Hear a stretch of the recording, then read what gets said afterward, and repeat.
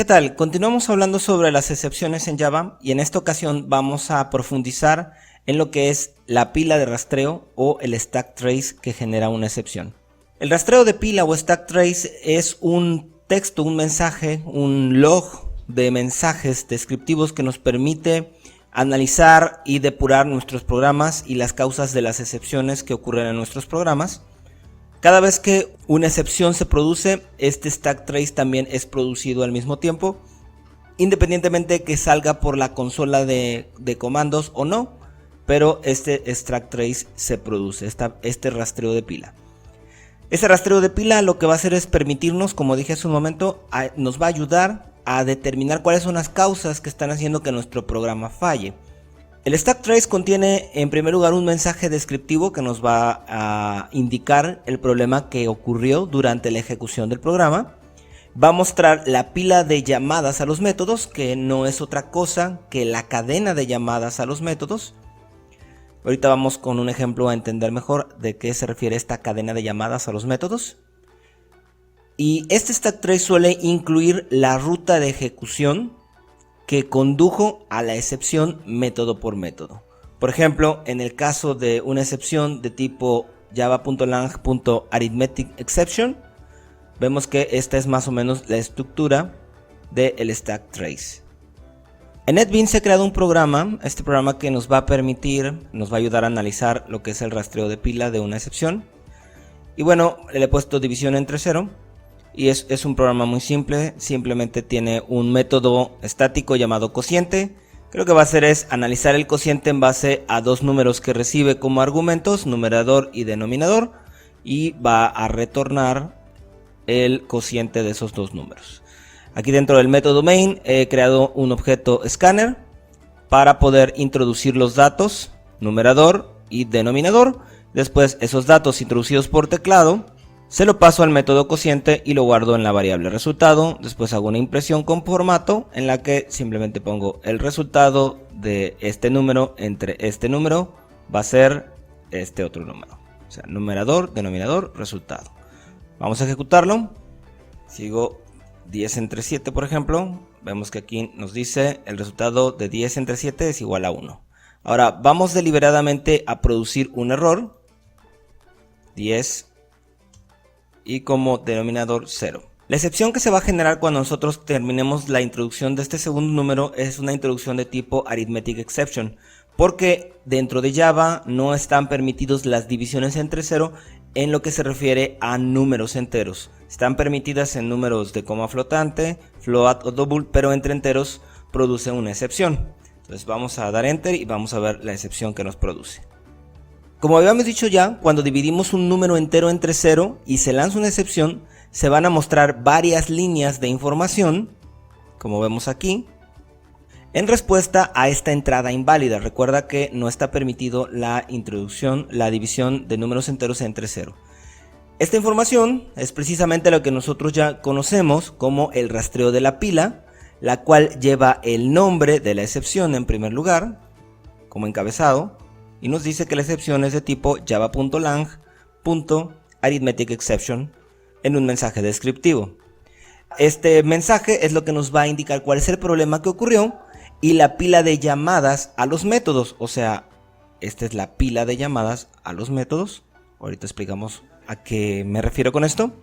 En el momento que ocurrió la excepción, el rastreo de la pila incluye la ruta de ejecución que condujo a la excepción, método por método. Esta información nos va a ayudar a depurar el programa. Entonces, si nos vamos al final del rastreo de la pila, vamos a ver que la excepción ocurrió en la línea 22 de la clase división entre 0, que es esta misma clase. Incluso NetBeans nos permite ir directamente dando clic aquí. Nos lleva el cursor al lugar en donde ocurrió la excepción dentro de esta clase. Entonces dice que ocurrió la división arithmeticException en el método main de la clase división entre 0 y la línea es la línea 22. Por tanto vemos que lo que pasó es que ocurrió una excepción en el método cociente. Ahora subiendo en el rastreo de la pila nos dice que la excepción ocurrió en división entre 0 en el método cociente en la línea 10. o sea, en esta parte donde dice numerador denominador. Podemos deducir entonces que la excepción se disparó en este lugar, donde fue llamado el método cociente, y cuando vamos al método cociente, nos dice ya exactamente en qué lugar del método cociente se disparó la excepción arithmetic exception. Ya una vez que nosotros tenemos localizado el lugar donde ocurrió esa excepción, ya es mucho más sencillo y ya podemos entender qué es lo que probablemente pudo haber pasado. El mensaje descriptivo del encabezado nos permite y nos da la idea de cuál es la excepción, y ya simplemente podemos ir a la API de Java y tratar de investigar un poco cuál es la razón por la que se dispara este tipo de excepciones. Entonces, a lo que nos referimos con todo esto de la pila de llamadas es que es la lista de los métodos que están involucrados en la excepción, todos los métodos que fueron llamados. En este caso, el método main, estaba involucrado, pero antes de que este método main se involucrara, en esta parte, en la línea 22, a su vez el método cociente fue llamado desde el método main, y por eso es que aparece también en la lista. Si a su vez, digamos, voy a poner un ejemplo no muy realista, pero para que sirva de ejemplo, voy a poner public cociente 2, y aquí vamos a poner int numerador, int denominador, casi igual, ¿no? Y es más, vamos a hacer uno más, cociente 3 y int, solo a manera de ejemplo. Y lo que voy a hacer es que dentro de cociente, en vez de devolver el resultado aquí, lo que voy a hacer es que voy a devolver, o sea, voy a llamar a cociente 2 y le voy a pasar numerador, denominador, y en cociente 2, es más, vamos a ponerlo por aquí abajito. Cociente 2, lo que voy a hacer es exactamente lo mismo.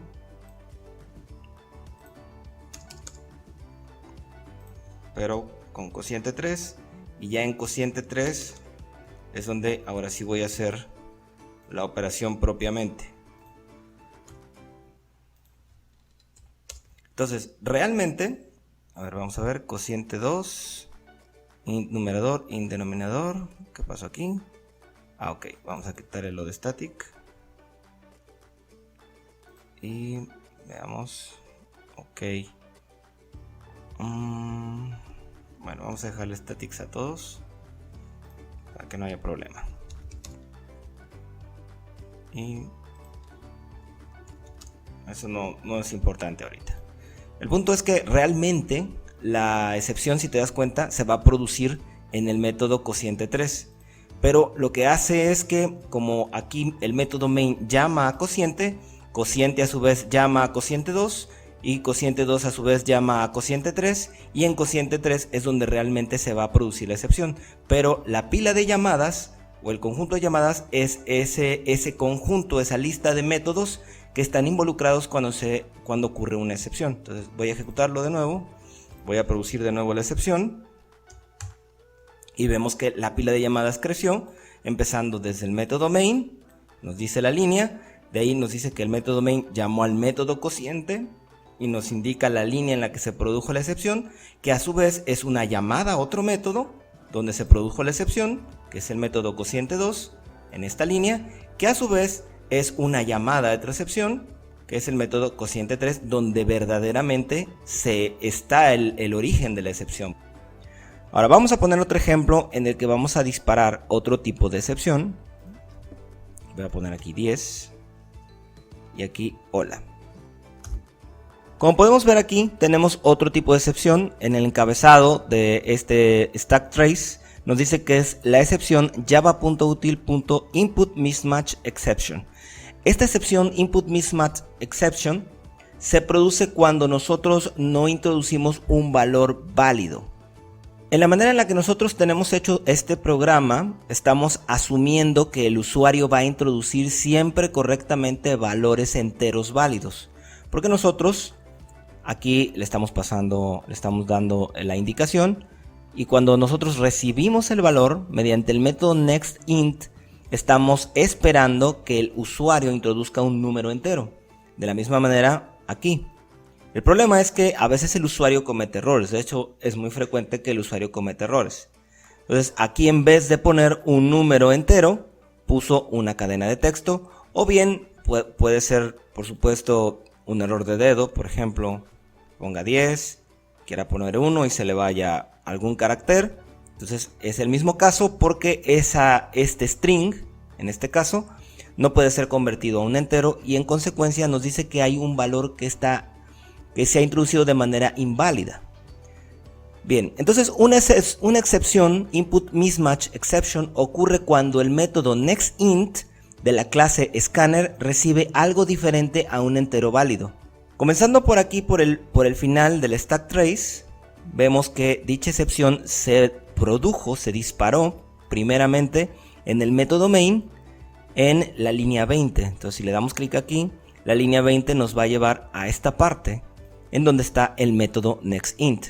Si nos movemos un lugar hacia arriba en la pila de excepciones, esto es a lo que me refería con la pila, la llamada, método por método. Aquí en primer lugar se llamó al método main, en este lugar ocurrió.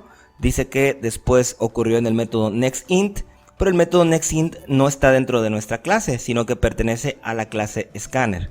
Si nosotros damos clic aquí, nos va a llevar a esta parte de la clase scanner, el método nextInt. Dentro del método nextInt de la clase scanner vemos que a su vez retorna lo que está en el método nextInt. Como recuerda, aquí le hemos pasado un valor inválido, nuevamente se vuelve a producir otra excepción en este método nextInt, que es lo que nos está indicando en la siguiente línea de la pila de excepción.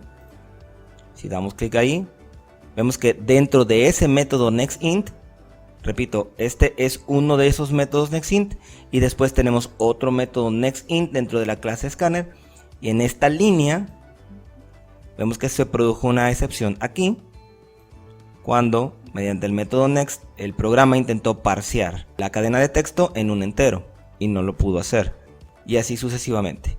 De cualquier manera, esta sección de aquí no vale mucho la pena analizarla a profundidad porque está dentro de todo esto. Todos estos métodos, el método throw4, next, nextInt, nextInt, dentro de la clase scanner están dentro de la API de Java, no es algo que nosotros podamos modificar.